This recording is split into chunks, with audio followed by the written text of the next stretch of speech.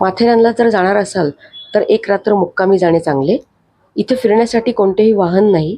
चालत नाही तर घोड्यावर माथेरानमधील निसर्गरम्य पॉईंट्स बघायचे. नेरळ माथेरान टॉय ट्रेन ही पावसाळ्यात बंद असते. नेरळपासून आपण आपली गाडी, टॅक्सी, रिक्षा घेऊन वर अमन लॉजपर्यंत जातो.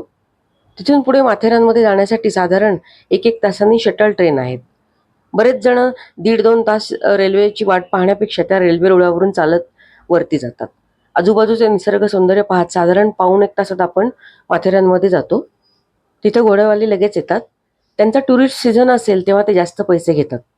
आमचे पर हेड ₹1000 घेतले होते. एरवी अगदी 300 ते 500 पण घेतात. काही लोक चालत पण पॉईंट्स पाहतात, पण घोड्यावरून जाणे योग्य.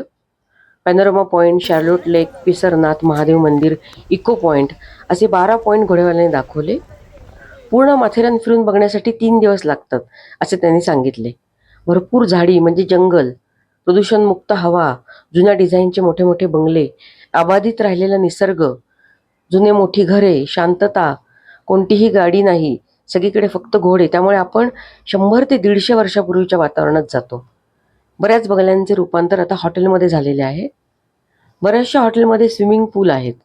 आम्ही राहिलो त्या जनता हॅपी होममध्ये रात्री जेवणाआधी फन गेम्स ठेवले होते.